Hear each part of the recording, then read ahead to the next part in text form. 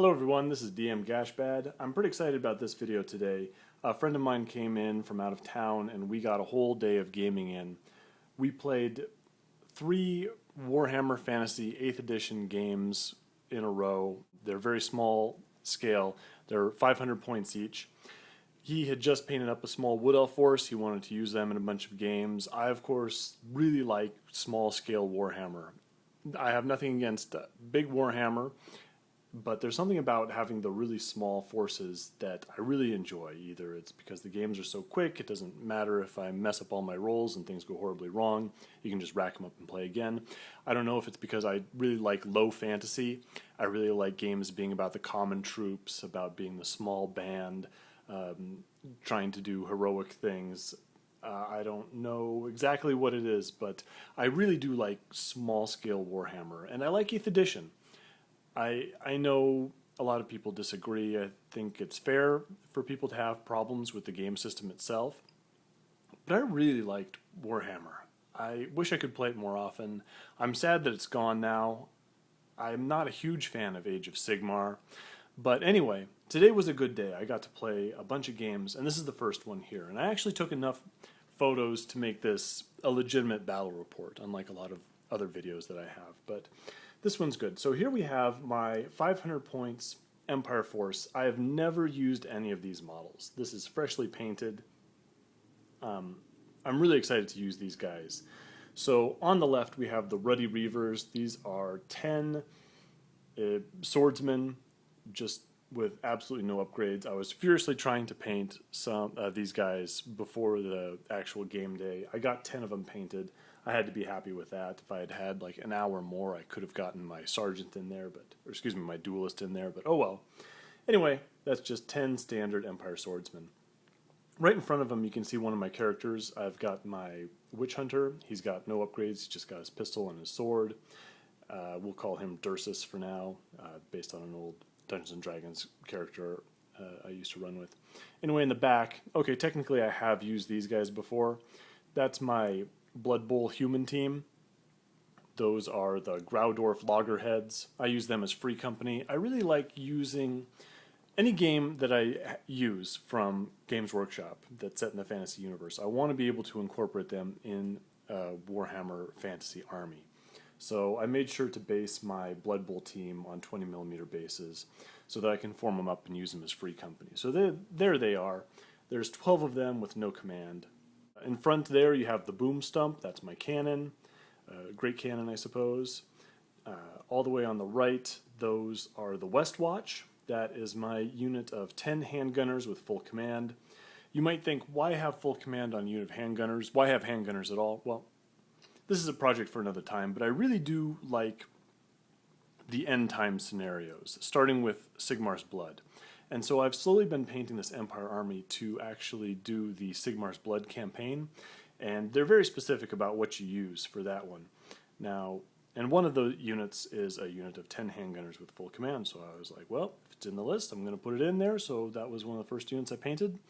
There it is. We'll see how they do. Oh, and there's my Captain of the Empire right in front of them. That's an Imperial Noble from Warhammer Quest. I haven't named that guy yet. Anyway, he's got a pistol and a sword and heavy armor. So a real basic force. I wanted to get a lot of bodies on the board. And of course, I didn't really have a lot of options. These are the guys that I had painted. I'll never use this exact army again. Not necessarily because it did bad, but because just as soon as I get different models painted, I'm going to use them instead. This is not exactly what you'd call an idealist. Anyway, my friend came over. He had his Wood Elf army, and I had 3 armies of my own. He came to my house. I had all my models there, so I set up 3 500-point armies, and I let him choose which one to fight. I had this one, which I would consider a very soft list, not very good. I had a very hard list, and I had a middle-of-the-road list. So anyway, he chose to fight this one first. You know, why wouldn't you? And I wanted to see these guys in action, so that worked out fine for me. Anyway, here is his army. You can see there he's got 3 treekin.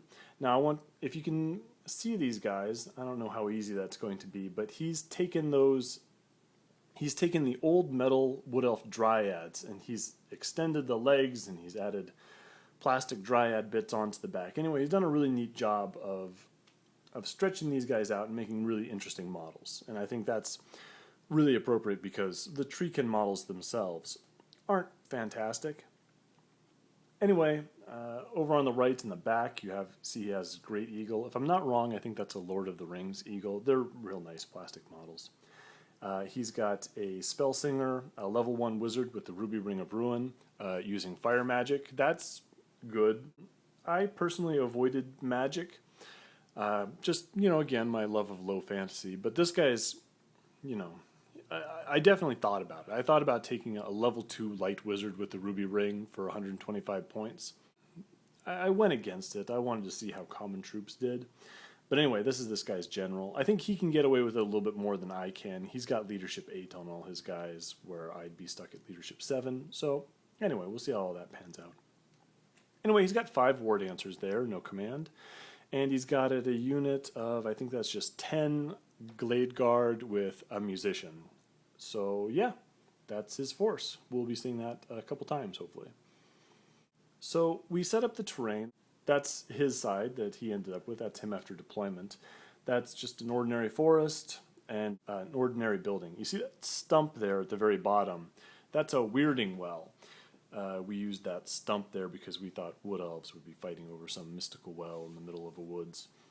And that's probably what it would look like on wood elf territory. Anyway, he's got his war dancers all the way on the left. His archers have been joined by his Spellsinger. And they're camped out in the woods. Treekin nearby, and the eagle is way over on the right. The eagle is going to go and try and eat my cannon. So we can see my side of the deployment over there. Those are a bunch of ghost fences. So you see my army roughly lined up against his. That's the cannon on the left, the handgunners right next to them. In the middle there is my free company, the Graudorf Loggerheads, the Blood Bowl team, and behind the ghost fence right there in the center, those are my swordsmen. Let's see, the Witch Hunter is in the handgunner unit, and my general, the captain, is with the swordsman. So I win the roll-off to see who goes first, and kind of like a moron, I let him go first. Now, this was a dumb idea, and I want to make excuses as for why I did that. I want to say, I've been playing a bunch of games where it's sometimes more tactical to let the other guy go first. I was thinking if I let him go first, maybe I can get him to move in, because I was worried he'd just sit in that forest and throw fireballs at me all day. His Spellsinger, by the way, just took the default spell, the fireball. I thought if he moves in, then he's in range of the handgunners and I can use them more effectively. But it was a bad idea. I really, even if the only thing I could have done in that first turn was fire the cannon, I should have just fired the cannon. But anyway, he gets the first turn. He moves up his eagle. He moves up his treekin. He moves up everybody. And then he throws a fireball and he blows up a bunch of my handgunners. So he takes out 4, and I'm not too worried. They've got that Witch Hunter, Dursus right there. They're gonna, they're leadership 8. But they fail their panic test and they take off. The only good news with that is that they didn't actually run through the cannon to force a panic test on that thing, but it's not great. So it's my turn. The handgunners do rally. No one else really moves, and I fire my cannon. I'm super looking forward to this. I rarely get to use cannons, and it gets a misfire. It doesn't die, but it spoils its shot, and that's not great. So nothing else. No one else accomplishes anything. I do turn my Blood Bowl team, my free company, over towards the cannon, expecting that eagle's going to come in, eat that, overrun into my handgunners, and so I at least want the free company to be able to countercharge that stupid eagle. Speaking of stupid eagle, there it is. Yeah, it charges straight into the cannon. Shooting or magic picks off 1 swordsman. That's not bad for me. So yeah, sure enough, here we see post-combat sequence. The eagle has eaten the cannon. I've just placed it off to the side, and it's overrun into my handgunners. So my turn. There go the loggerheads. They've charged into the flank of the eagle. A bit of a consolation prize there, but at least I get to kill that dumb thing. And sure enough, I do in the close combat phase. So there we see my Free Company have reformed, as have my handgunners. I think his Eagle managed to kill off another handgunner in that close combat phase, but we shuffled over as well we can, and we're going on to his turn. His turn, he moves everybody up, except for the archers, which are happy enough where they are. His war dancers may have actually failed to charge against my swordsman, but he gets off an irresistible high-level fireball, the big level 3 version, and he blows up every single one of my swordsmen. So you see, there they all are, scattered across the board, and leaving only my captain left. My captain does pass his panic check, but that hurts. It is a miscast. He rolls the Calamitous Detonation, the small template.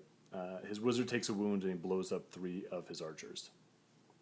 It helps, I guess, a little bit, but not really enough. So it's my turn, and I figure I've pretty much lost the game already. I see the writing on the wall, but I got a chance for glory here.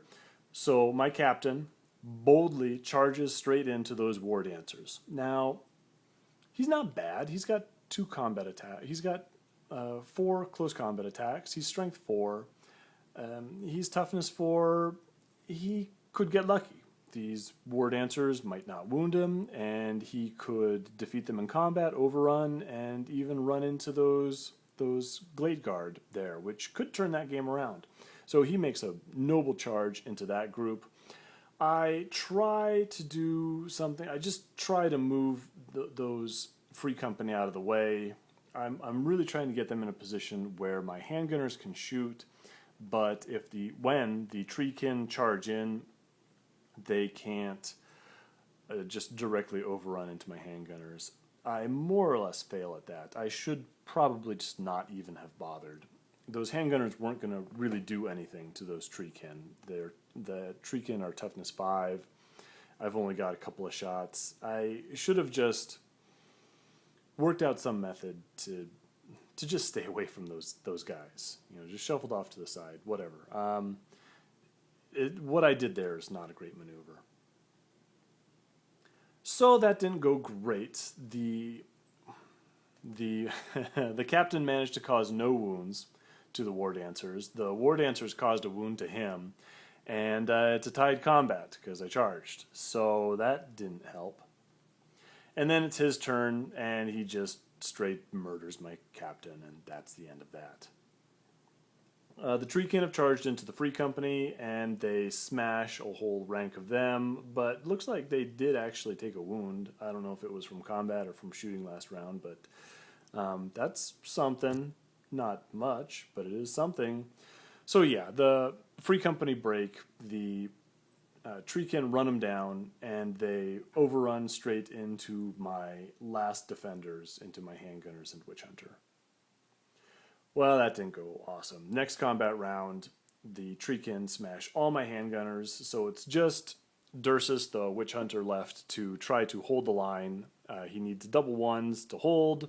He doesn't cause any wounds himself. It would have been awesome if this guy had managed to do it. I would have been very impressed. Seems like a very witch hunter thing to do. But he didn't. He ran and got chased off the table, and that's the end of that game. So that was a real stomping. The Graudorf militia did not do terribly well. I don't really know that I expected much else. It's not a very well-rounded list. It could have used a lot of different things. However, if my cannon hadn't misfired, or if I hadn't messed up and given him the first turn, or things like that, the game could have gone better. But anyway, we're just getting warmed up. This is the first game. We'll see how we do on the next one. Thanks for watching. I'll see you in a bit.